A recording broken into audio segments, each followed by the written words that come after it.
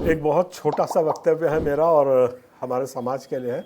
कल एक बड़ी चौंकाने वाली घटना हुई है जो कि मैं आपसे चर्चा कर रहा हूं, और वो है राजस्थान में जो धर्मांतरण विधेयक जो पारित किया गया है उसके बारे में आपसे थोड़ी सी चर्चा करना चाह रहा हूं। पहले तो मैं चरित्र की चर्चा कर रहा हूं और मेरी बात को थोड़ा सा ध्यान से सुनिए और इसके समाधान ढूंढने की कोशिश करिए। मेरी आलोचना जितना करना करिए, जैसा भी करना है उसको करिए, पर इसके समाधान की ओर पहले आप अपना दिमाग लगाइए। मैं पहले तो घटना क्या हुई मैं उसको बता रहा हूँ। राजस्थान में भाजपा की सरकार है। भाजपा की सरकार ने एक धर्मांतरण विधेयक लेकर के आया जो कल पारित हो गया, और वो इस किस्म का है जो कि संविधान के ढांचे में कहीं नहीं बैठता है, और वो पारित हो गया है। इनका तो डिक्लेयर्ड है कि हमको ईसाई लोगों को यहाँ से एक तरीके से पूरा लुआई करके इनको निकालना है। यहाँ पे कोई हिंदू राष्ट्र में कोई ईसाई नहीं रहेगा, प्रण लिया हुआ है, कोई मुसलमान नहीं रहेगा, हम हिंदू राष्ट्र बनाएंगे।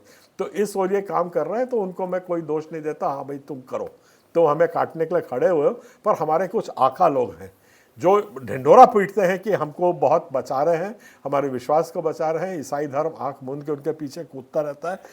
और मेरे बड़े तीखे सवाल हैं। थोड़ा पहला तीखा सवाल ये है कि जब राजस्थान की विधानसभा में इस पर बहस हो रही थी, जो मुख्य विपक्ष पार्टी है उसने बाहर जाकर के हंगामा किया। ये बहुत आपत्तिजनक है। आपको तर्कशील बातें वहां रखनी थी, आपको ये बात लानी थी कि ये कैसे संविधान के तहत नहीं है, और उन बातों को आपको रिकॉर्ड में लाना था। जब वहां पे विधानसभा में जो रिकॉर्ड होती है उसमें आपको तर्क देना था कि ये क्यों अवैधानिक है, उसकी तैयारी करके जानी थी। और उसके बाद आपका एक डेलीगेशन जाकर के गवर्नर को जाके देता कि गैर संवैधानिक बात हो रही है, तब हम विश्वास करते कि हमारे पक्ष में कोई खड़ा हुआ है। ये बहुत चौंकाने वाली घटना है। आज स्थिति यह है, मुख्य विपक्षी पार्टी कोई नहीं थी और पास हो गया। इसका मतलब वहां जितने लोग थे उनमें 100% वोटिंग हुई है इसके पक्ष में।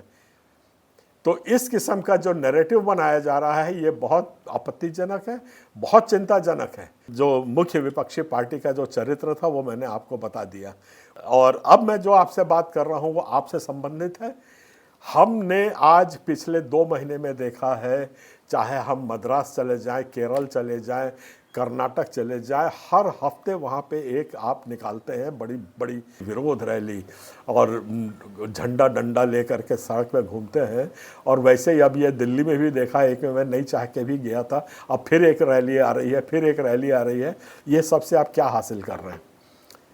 उत्तराखंड का बिल पास हुआ, यूपी का बिल पास हुआ, उसके बाद ये राजस्थान का बिल पास हो गया, हरियाणा का हो गया, और छत्तीसगढ़ का भी कल परसों हो जाएगा, और हम लोग ऐसे रैली निकालते रहेंगे। इसका समाधान मैं बोलूँगा तो आप उसको मानोगे नहीं, मेरे पीछे डंडे लेके पड़ जाओगे। आप लोग खुद बताइए क्या समाधान है। और या आप सोचते हैं कि आपका चेहरा चमकाने से, रैली निकालने से, 2-4 की नेतागिरी चमकने से हमारे समाज का उद्धार हो जाएगा, तो बिल्कुल करिए, मुझे कोई आपत्ति नहीं है। पर रही बात कोई ठोस कदम अगर उठाना है तो बैठकर चर्चा करनी पड़ेगी, एक विचारधारा में आना पड़ेगा। ये आप समझ लीजिए इस बात को। और अलग अलग भागना है तो बिल्कुल आप भागते रहिए, स्वागत है। मसीहत छत्तीसगढ़ क्या, मसीहत हिंदुस्तान से विलुप्त हो जाएगी, ये मेरा मानना है। गलत हो या सही हो ये मैं नहीं कह सकता, वो तो समय बताएगा कि मैं गलत हूँ कि सही हूँ। पर हमारे चर्च आज ध्वस्त होने के नज़दीक पहुँचते जा रहे हैं।